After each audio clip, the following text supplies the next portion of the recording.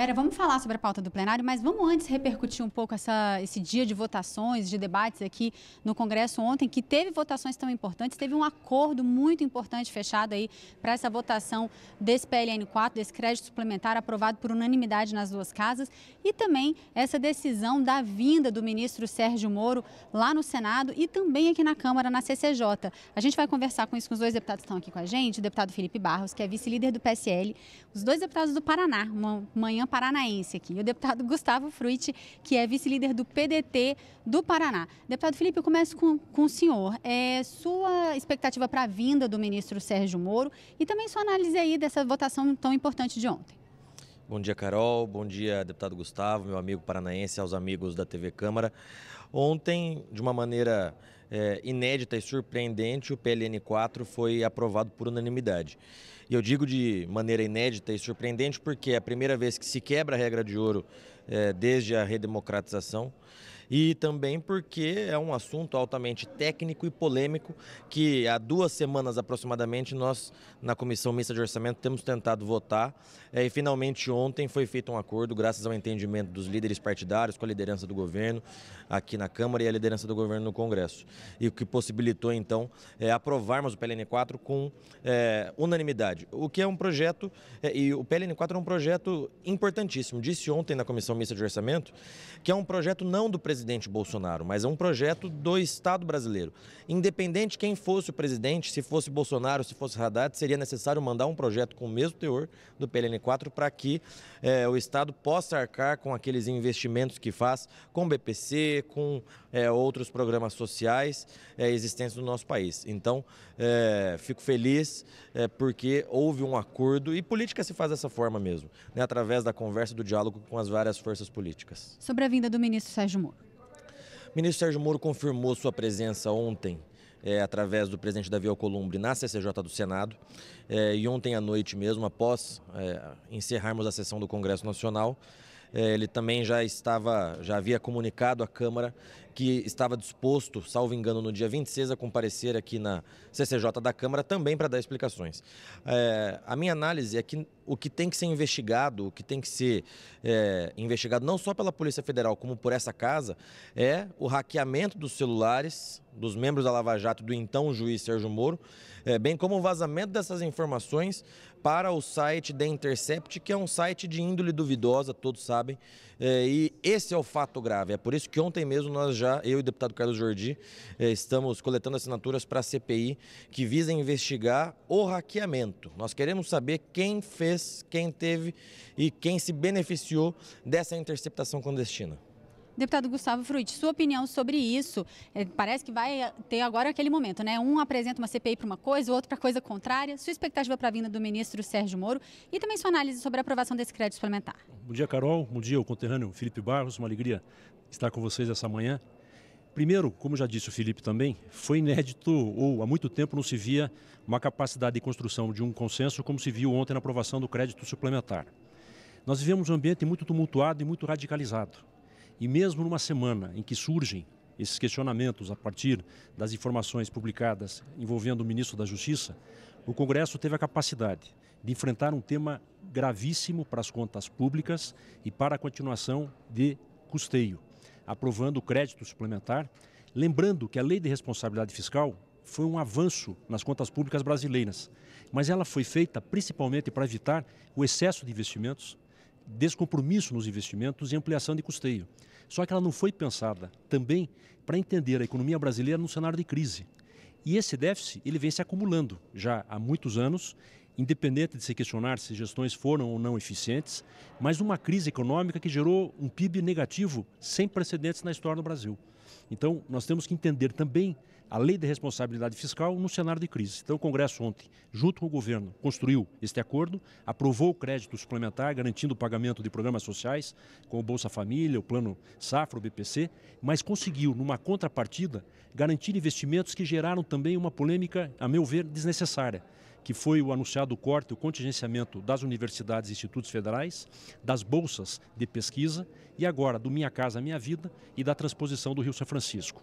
Com relação à vinda do ministro, é importante a exposição, é necessário e até fundamental, que ele, até porque agora ele é ministro de Estado, mas eu destaco duas questões, jurídica e política. Juridicamente, nós temos que avaliar e acompanhar se haverá ou não novas informações. Se algum fato comprometer algum processo, isso tem desdobramento no judiciário. Senão nós vamos estar discutindo a postura de juízes e procuradores da mesma forma daqueles que querem discutir a postura dos ministros do Supremo Tribunal Federal. A Operação Lava Jato foi uma operação muito grande. E é evidente que um fato, uma denúncia, não necessariamente comprometa o julgamento de todos os processos. Porém, politicamente, isso não vai alterar quem torce pela Lava Jato, mas dá mais argumento para quem é contrário à Lava Jato, seja os investigados ou seja os seus simpatizantes. Nesse momento, há que se investigar o hackeamento, afinal, se colocou a quebra de sigilo de um ministro de Estado, de procuradores da República, mas não se sabe se isso foi a origem da informação. Isso não vai desqualificar agora o que vier a ser divulgado. Então, os fatos, se vierem à pública, terão repercussão. E avaliar até que ponto se misturou o papel da instrução com o julgamento e se houve ou não uma postura muito mais de torcida a favor ou contra o governo do que propriamente pela investigação. O fundamental é não contaminar a questão judicial com a questão política, mas aguardar se o volume de informação terá impacto maior. Vamos falar um pouquinho então sobre a pauta do plenário aqui da Câmara. Até agora, o que tem previsto para votação? Nova lei de licitações, o projeto do novo regime penitenciário de segurança máxima e também um pacote de projetos aí que vieram da Comissão Externa de Brumadinho, tratam de questão de mineração, de questão ambiental. Deputado Filipe Barros, hoje tem reunião de líderes ao meio-dia. Essa pauta pode mudar? Qual que é a aposta do senhor? O senhor acha que a semana fica marcada mesmo pela entrega do relatório da Previdência amanhã ou pode ter alguma votação importante? Certamente a pauta mudará através e a partir da reunião do Colégio de Líderes hoje ao meio-dia. É normal que se acrescente ou que se retire determinados projetos, determinadas pautas a partir da reunião do Colégio de Líderes. Eu acredito ainda que o episódio do vazamento, do hackeamento do celular do Moro e dos membros da Lava Jato também irá repercutir na reunião de Colégio de Líderes. Pode ser que a oposição queira tentar pautar algum projeto contra a Lava Jato, contra as investigações. Certamente isso será um tema hoje a ser debatido na reunião do Colégio de Líderes. Mas o senhor acha que dessa pauta que está no plenário agora, alguma dessas coisas está madura para votar?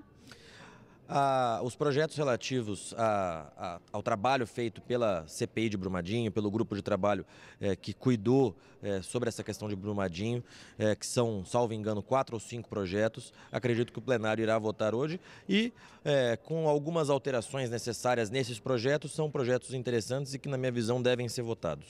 O senhor concorda, deputado Gustavo Frutti? O que o senhor espera aí da votação dessa semana? Também, com relação aos projetos da área decorrentes da tragédia de Brumadinho, nas questões referentes às minas, às barragens, é possível que haja até acordo e consenso para votação. Até uma resposta, mesmo que posterior, mas necessária, para tentar prevenir novas tragédias e ter um controle melhor com relação às barragens. Os outros projetos são mais impactantes, profundos, como a questão da lei de licitações. Então, haverá um substitutivo, isto vai gerar um debate e dificilmente se vota um projeto desse tamanho numa sessão só. Mas, de qualquer maneira, haverá a reunião do Colégio de Líderes com o presidente para se estabelecer a pauta de hoje à tarde. Rapidamente, para a gente encerrar, a sua expectativa para a apresentação desse relatório da Comissão Especial da Reforma da Previdência amanhã? A expectativa é boa. Tenho conversado com inúmeros parlamentares, inúmeros líderes partidários e acredito que cada vez mais existe um convencimento e existe um consenso da necessidade da reforma. Claro que compete ao parlamento fazer as adequações ao projeto original e o parlamento certamente fará. Alguns partidos já anunciaram, por exemplo, que irão tirar BPC, que são favoráveis à Previdência, contanto que retire BPC, aposentadoria rural e a questão dos estados e municípios. Então, compete ao parlamento discutir, mas eu acredito e tenho a convicção de que o parlamento, assim como no PLN 4, cada vez mais está maduro para votar a nova Previdência e o quanto antes esse relatório for apresentado, melhor, porque o ideal é que nós aprovemos a reforma da Previdência aqui na Câmara antes do recesso. O senhor acha isso possível, deputado Gustavo Frutti? Bom, a Câmara a gente já viu tudo acontecer e às vezes o que estava programado não se confirma. Se o relatório for apresentado quinta, provavelmente os deputados vão pedir vistas, deve retornar na próxima semana que vem a sessão segunda, terça e quarta, véspera de feriado, e vai depender muito do teor do relatório. Não pode ser 880. O governo insistiu muito em não alterar e não desidratar, trabalhou muito com isso, dizendo que tinha uma meta de economia de 1 trilhão em 10 anos. Porém, o relator, Samuel Moreira, do PSDB de São Paulo, já deverá provavelmente acolher algumas das emendas, inclusive emendas do PDT, e aí nós vamos avaliar a extensão. Alguns pontos favoráveis e outros ainda vão gerar um debate tanto na comissão como depois em plenário, votando no início de julho ou na primeira quinzena de agosto. Deputado Gustavo Frutti, deputado Felipe Barros, obrigada pela entrevista, por estar aqui com a gente. A gente volta ao estúdio com a Vera.